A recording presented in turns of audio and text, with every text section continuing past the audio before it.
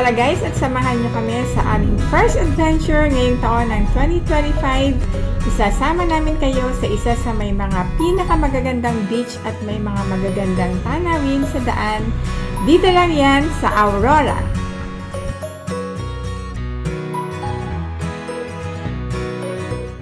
Hi, good morning guys! Andito kami sa Dipakulao, dito sa may Aurora. Nalito pala si husband, akala niya Quezon itong Aurora, hindi pala, kaya nga nagtaka ko bakit ang layo-layo ng drive namin. 8 hours. Well anyway, welcome to my vlog. At ngayon lang ako nakapag-upload ulit kasi nga grabe, as in busy during holiday. Ngayon nakapag-rest na kami, kaya ito nakapag-holiday na and I have time to edit ulit yung mga mga vlogs. I hope you will enjoy my very first vlog na tong year na to, ng year 2025. So see you guys later!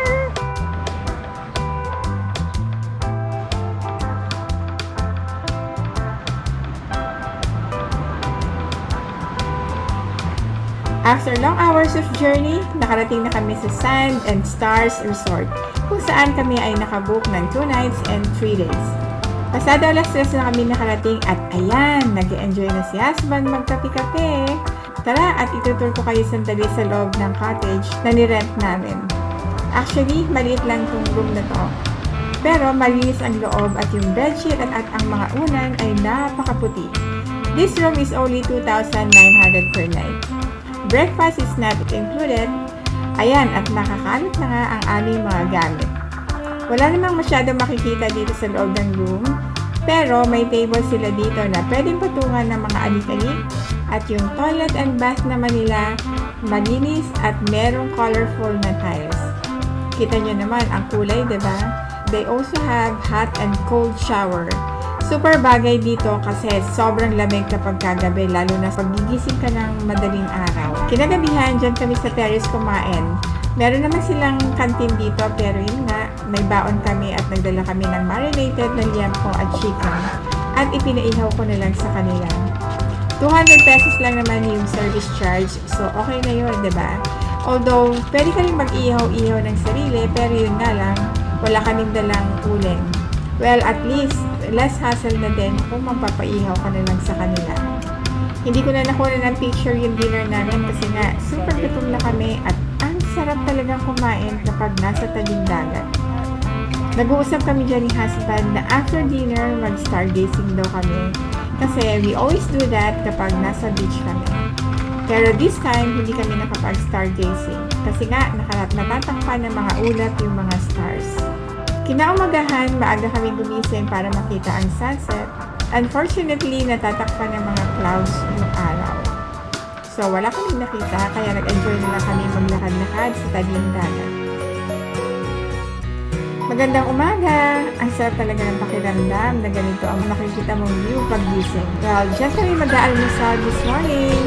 Hi! Good morning everyone!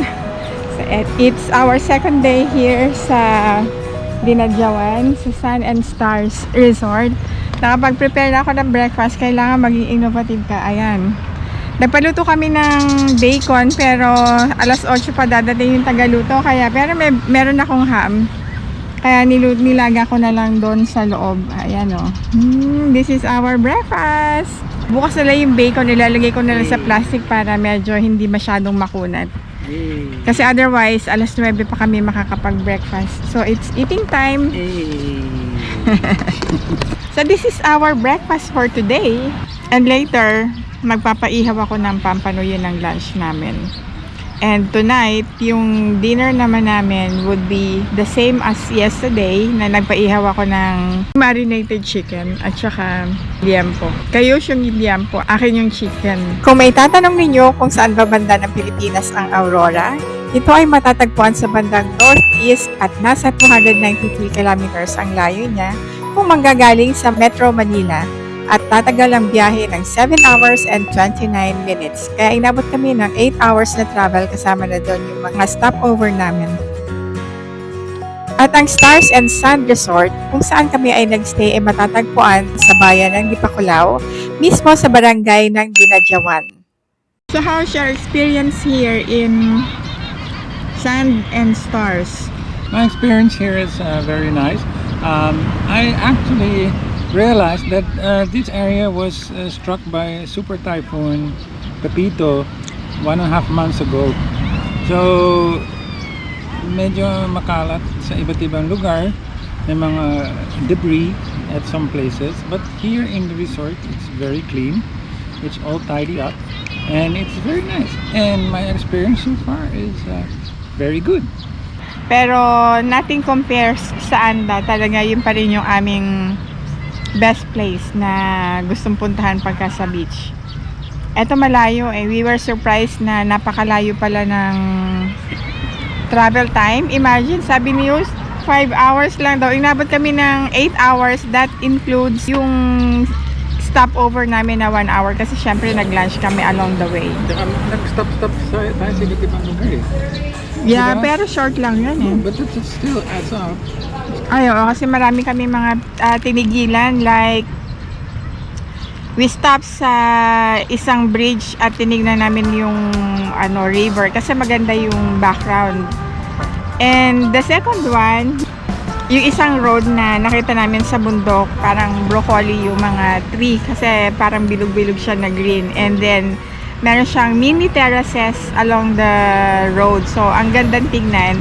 It's really such a wonderful scenery along the road that you cannot just ignore.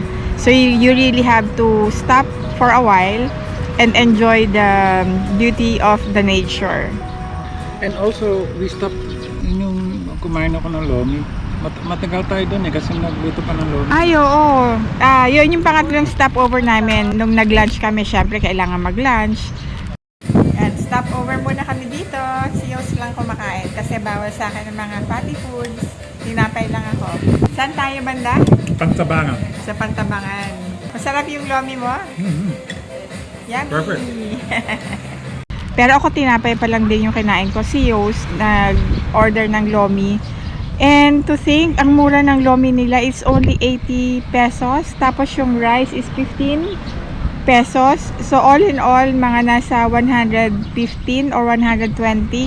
Yung mga dinaanan namin, ilang bundok yung tinawid namin. Hindi lang siguro 3 o 4. Lima siguro. O mga 5 siguro. Most likely, mga 5 yung tinawid naming bundok.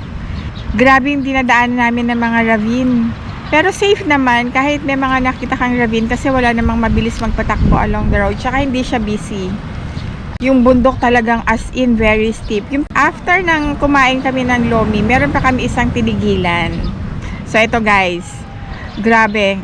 This is also one of the beautiful area kapag ka nagpunta kayo dito sa Dinadiawan.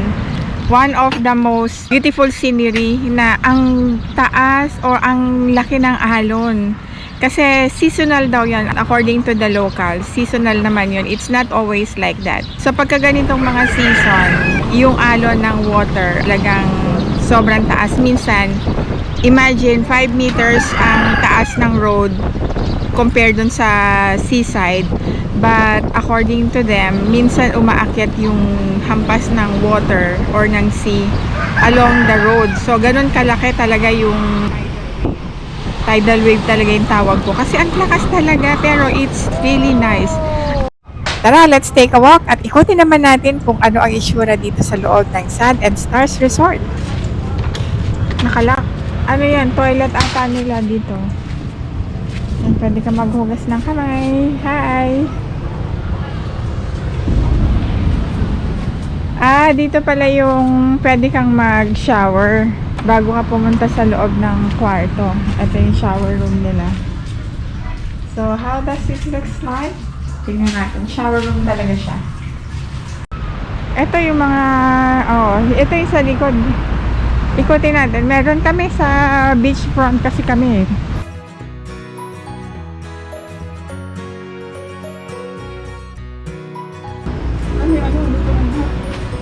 Kaya nga.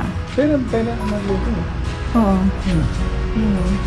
Dito lang eh. Pwede naman doon. Meron din sabon. So, ito yung sa amin dito. Ayan. Ito yung cottage namin. Nagsiswimming sila naka-vest kasi nga malalim yung tubig dyan. Ayan o.